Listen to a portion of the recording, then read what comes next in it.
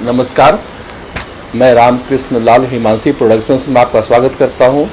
सबरंग के इस नए सीरीज को देखिए, लाइक कीजिए और सब्सक्राइब कीजिए। धन्यवाद।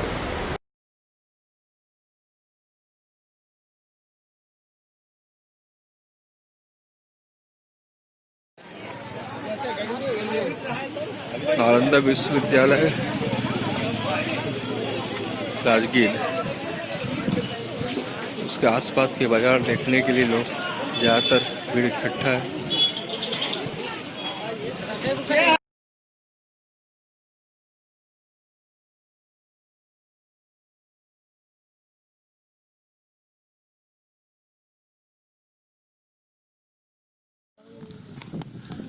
नालंदा विश्वविद्यालय राजगीर है।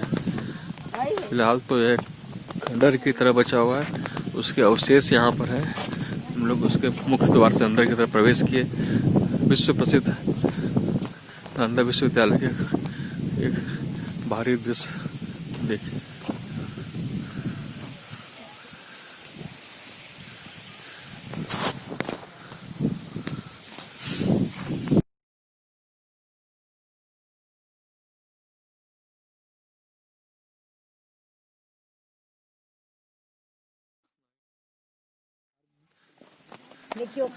नालंदा विश्वविद्यालय के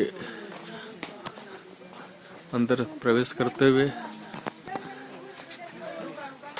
आज भी इसकी दीवारें काफी मजबूती से खड़ी हैं।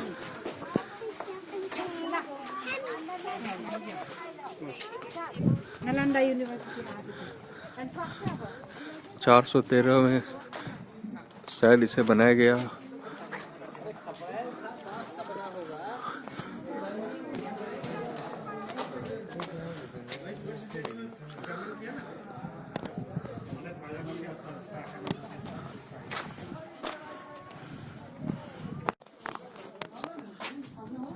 प्राचीन विश्वविद्यालय की दीवारें काफी पुराने होने के बावजूद आज भी स्थिरता और मजबूती के साथ खड़ी हैं। ये रहा प्रांगण नालंदा विश्वविद्यालय का मुख्य मैदान।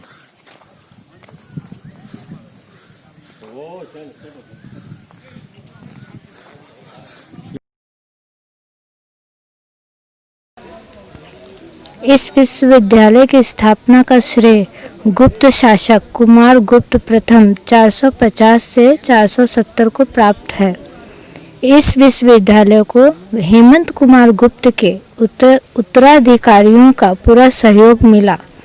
गुप्त वंश के पतन के बाद भी आने वाले सभी शासक वंशों ने इसकी समृद्धि में अपना पूरा योगदान जारी रखा। इसे महान सम्राट हर्षवर्धन और पाल शासकों का भी संरक्षण मिला।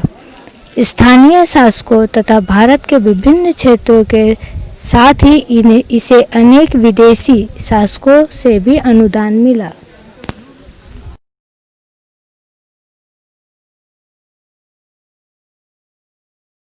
नालंदा विश्वविद्यालय के अवशेष ही बचे हैं, फिर भी इसकी बनावट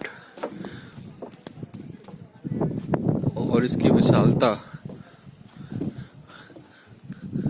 इसकी वास्तुकला आज भी देखने और बहुत कुछ सीखने योग्य है। बेहद पुरानी होने के बावजूद इसकी दीवारें हालांकि टूट चुकी हैं, फिर भी आज भी बताती हैं कितनी मजबूती से इन्हें बनाया गया हुआ।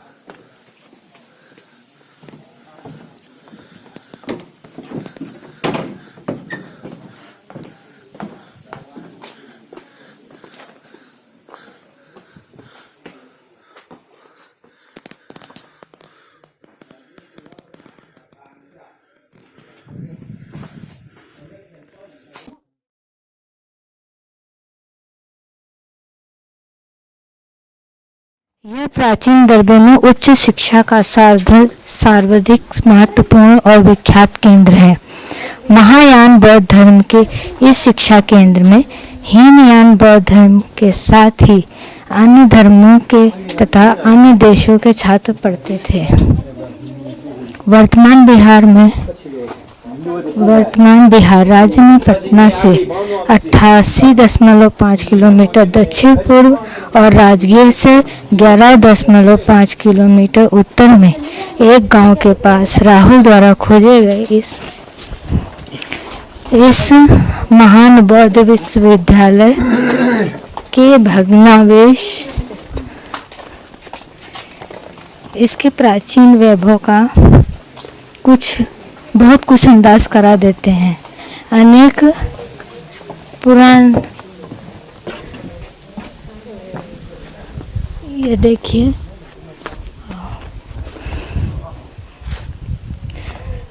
सातवीं शताब्दी के दरबार के इतिहास को पढ़ने आए थे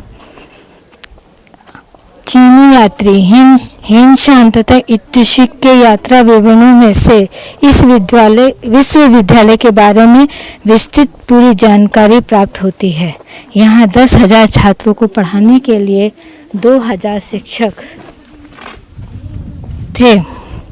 प्रसिद्ध चीनी यात्री हिनशान ने 7वीं शताब्दी में यहाँ जीवन का महत्वपूर्ण 1 वर्ष और एक विद्यार्थी और शिक्षक के रूप में व्यतीत किया।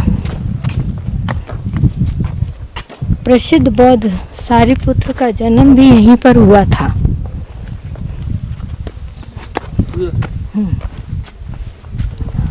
ये विद्यार्थियों के गुरु यहाँ बैठते थे और नीचे अगल बगल कमरे में विद्यार्थी रहते थे। मुख्य रूप से एक स्टेज जैसा है जहाँ बैठ के वो दीक्षा दिया करते थे, पढ़ाते थे बच्चों को।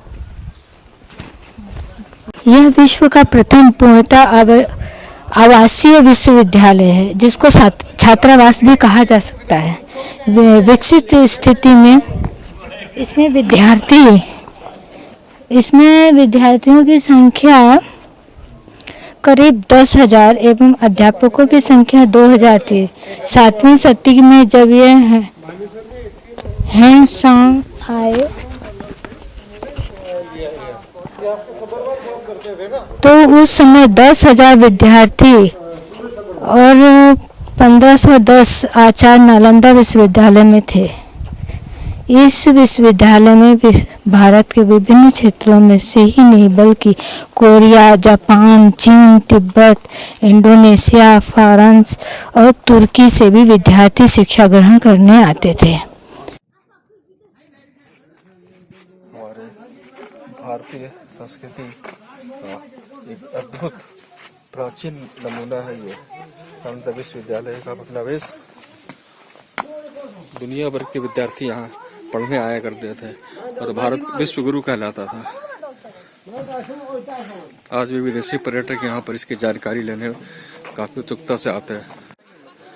नालंदा विश्वविद्यालय का क्रेज, आकर्षण जापानियों, चीनियों, बौद्ध धर्म के अनुयायियों और अन्य लोगों में आज भी किस हद तक समाया हुआ है, यहाँ आई भीड़ से साफ साफ मालूम पड़ता है।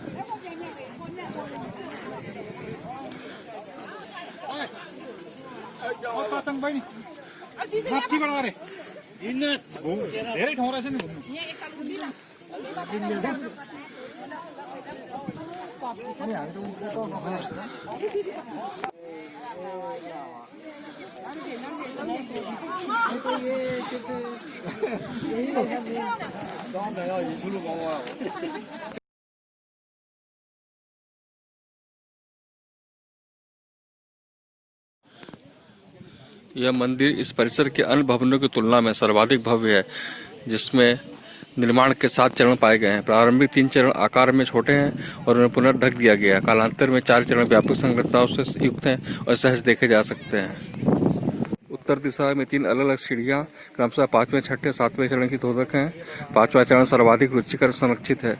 कला तथा स्थापत्य की दृष्टि से यह 6ठी सदी का है और मंदिर के वायु भित्ति में आलोक बुद्ध की सुंदर मूर्तियाँ रखी गई हैं। चारों कोणों पर कलात्मक ठोस स्तंभाकार संरचनाएं बनी थी, जिनमें से केवल 2 ही उपलब्ध हैं।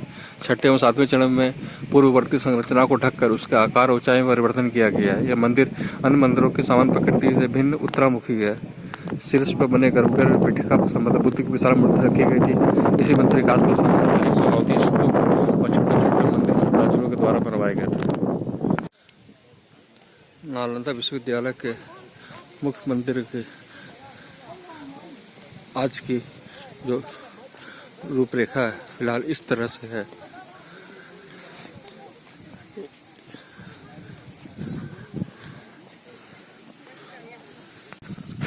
नालंदा विश्वविद्यालय के जो अवशेष उसमें सबसे ऊंची जो अभी इमारत कहें ढांचा कहें वो ये है और अभी भी वो काफ़ी मजबूती के साथ खड़ी है।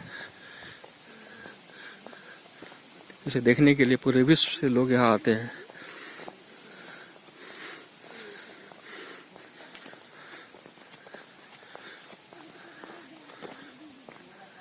इस जगह जो एक ऊंची स्तूप है उसमें गौतम बुद्ध की प्रतिमा आज भी साफ साफ दिखती है, जो प्राचीन काल में लगाया हुआ था।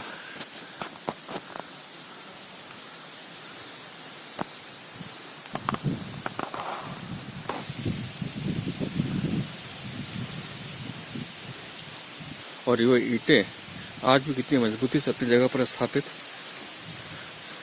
मानो काल के और कुछ प्रहारों को आराम से झेल लेंगे।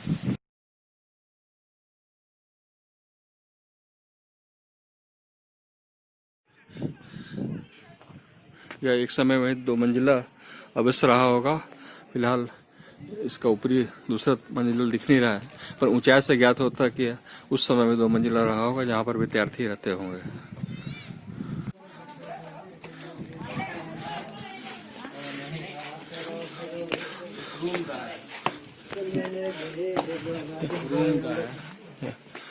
ऊपरी कक्ष में जाने का ये रास्ता फिलहाल तो खंडहर बन चुका है, फिर भी दीवारें मजबूती से खड़ी हैं। इस संरचना में एक पूर्ववर्ती विहार के अवशेषों पर दूसरे विहार का निर्माण होने का प्रमाण मिलता है। दोनों कालों के प्रांगण अलग अलग स्तर पर स्पष्ट देखे जा सकते हैं, जिसमें चारों ओर बनावटा और आवासीय कमरे बने हैं। देवालय कुला पश्चिम में प्रवेश द्वार से युक्त विहार प्रत्येक में 32 कक्ष है। निचले प्रांगण में 2 देवालय हैं, जबकि ऊपरी प्रांगण में मात्र 1 देवालय है। दक्षिण पश्चिम कोने पर मिट्टी पर बनी सीढ़ी से इसके कम से कम 2 मंजिला होने का संकेत मिलता है। इसका विशेष आकर्षण ऊपरी प्रांगण में बने 2 चूल्हों का जोड़ा, जो सामूहिक भोजन बनाने के उद्देश्य से उस समय बनाया गया था।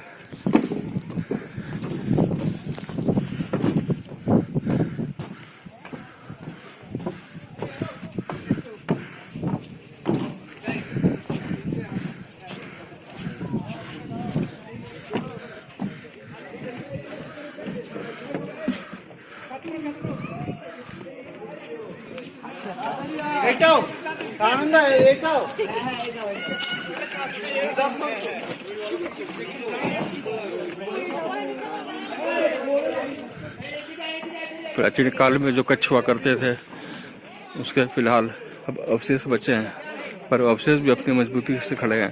प्राय एक एक कक्ष के सामने से गुजरते हुए हम देख पाएंगे ये संभवतः जो स्थान है प्रवेश द्वार का है और अंदर कक्ष।